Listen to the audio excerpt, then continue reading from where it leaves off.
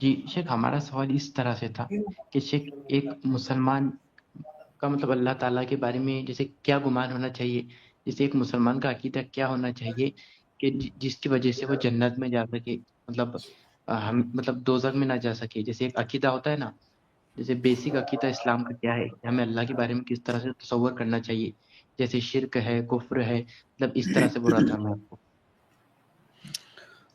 دیکھیے، سوال تو بات آپ نے مطلب جو کیا اس کا جواب بہت لمبا ہے، لیکن مختصر بات یہ ہے کہ کتاب اللہ اور سنت رسول میں جو اللہ تعالیٰ کے بارے میں آیا ہے اور صحابہ کرام نے جو ان کے بارے میں اللہ کے بارے میں سمجھا ہے، اس کے مطابق اللہ پر عقیدہ رکھا جائے.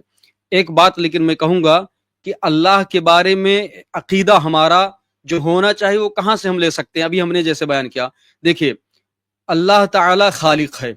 اللہ تعالیٰ کو دنیا میں کسی نے نہ دیکھا ہے نہ دیکھ سکتا ہے، نہ اللہ تعالیٰ جیسا کوئی ہو سکتا ہے، کیونکہ وہ خالق ہے. اس کے علاوہ دیگر چیزیں کیا ہیں؟ مخلوق ہیں.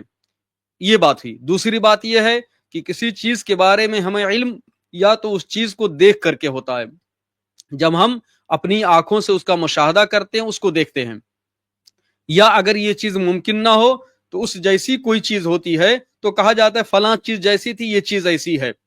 یعنی آدمی آئے گا فلاں، تو آپ کے پاس آئے گا اور وہ ایسی ایسی شکل ہے، اس کے بھائی کو آپ نے دیکھا ہے وہ ایسا ہے، وہ اس سے ملتا جلتا ہے. یا کوئی چیز شہر ہو تو یہ چیز ایسی ہے، یا کوئی سامان آپ کہتے تو یہ سامان جیسا تھا وہ بہو اس سے ملتی جلتی چیز جو آپ کے پاس ہے ایسے ہی تقریباً یہ ہے.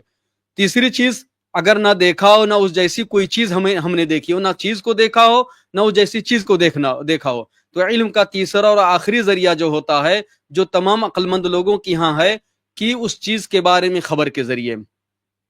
کوئی جگہ ہے، کوئی سامان ہے، کوئی علم ہے، ہم نے نہ اس چیز کو دیکھا ہے نہ ہم وہاں گئے ہیں نہ اس جیسی چیز ہمارے علم میں ہے، تو اس چیز کے بارے میں خبر دی جاتی ہے، اس کے اوصاف کو بتلایا جاتا ہے، اس کی صفات کو، وہ چیز ایسے ایسے ہے. تو یہ تین چیزیں جب ہم غور کرتے ہیں تو پہلی چیز اللہ کے بارے میں ممکن نہیں، اللہ کو کسی نے نہیں دیکھا. اور دوسری چیز اللہ خالق ہے، سب کچھ مخلوق ہے، اللہ کی طرح کوئی چیز نہیں. جیسے اللہ نے کہا لیس کمثلہ شیء وہو السمیع البصیر. تیسری چیز، اللہ تعالیٰ نے اپنے بارے میں خبر دیا ہے کتاب اللہ اور سنت رسول میں بہت ساری چیزیں. علماء کرام نے کہا قدیم سے، امام ابن تیمیہ نے، مبرد نے، زجاج نے، شاید زجاج کا قول ہے کہ قرآن 3 حصوں پر مشتمل، ایک حصہ جو صرف اللہ تعالیٰ کے بارے میں ہے، اللہ کے اسماء و صفات، اس کے افعال کے بارے میں ہے. تو جب قرآن میں آیا ہے، ان چیزوں کے ذریعے ہم اللہ تعالیٰ کے بارے میں عقیدہ رکھیں گے، اور اس سے کیا مراد ہے، وہ چیزیں کیسی سمجھنی ہے، جو اللہ کے رسول صلی اللہ علیہ وسلم اپنے صحابہ کرام کو سمجھا اور صحابہ کرام نے سمجھا. جیسے کہ میں نے کچھ دیر پہلے کہا تھا، انا احبها لانها صفت الرحمن. میں سورہ اخلاص، صحابہ نے کہا سورہ اخلاص کو میں پڑھنا اس لیے ہر رکعت میں پسند کرتا ہوں کیونکہ اللہ کی صفت ہے، جبکہ اس میں اسما کا ذکر ہے، اللہ کا لفظ ہے، احد کا لفظ، صمد کا. تو انہوں نے اس کے معنی کو سمجھا، کیونکہ اسم کا مدلول ہی اس کی جو دلیل ہے، اس کا جو معنی وہی صفت کہلاتی ہے، اس کو انہوں نے سمجھا. اللہ کے رسول صلی اللہ علیہ وسلم نے اس کی تقریر کی، اس کو اچھا سمجھا. تو اس طریقے سے ہمیں سمجھنا چاہیے. اور یہ بات یاد رکھنا چاہیے کہ صحابہ کرام اللہ تعالیٰ کے بارے میں بیان کیا کرتے تھے. عبداللہ بن عباس رضی اللہ عنہ، دیگر قرآن کی تفسیر عبداللہ بن عباس نے اپنے کئی شاگردوں کو بتلائی، اور کئی شاگردوں نے کہا ہم نے قرآن کی تفسیر عبداللہ بن عباس سے شروع سے لے کر کے آخر تک کئی بار سیکھی اور پڑھی.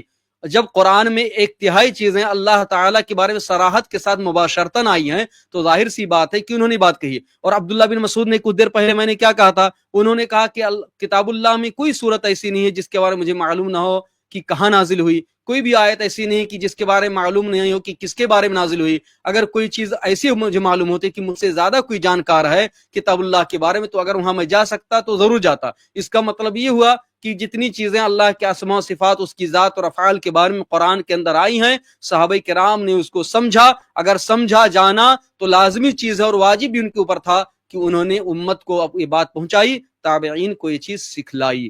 تو عقیدہ یہ کہ یہ ہونا اللہ تعالیٰ، مختصر طور پر کہ اللہ تعالیٰ رب ہے، اسی کے لیے عبادت ہر طرح کی کرنی ہے. اللہ تعالیٰ کے لیے اچھے اچھے اسماء حسنہ اور بلند و بالا صفات ہیں، اور اللہ تعالیٰ کے لیے جو خصوصیات ہیں، اللہ تعالیٰ کے جو حقوق ہیں، یہ اللہ ہی کے لیے خاص ہیں. اور اس میں اللہ تعالیٰ کے علاوہ کسی اور کو شریک کرنا کسی طور پر روا اور درست نہیں ہے. اللہ تعالیٰ کی حق تلفی ہے، اور یہ شرک اور توحید کی مخالفت ہے.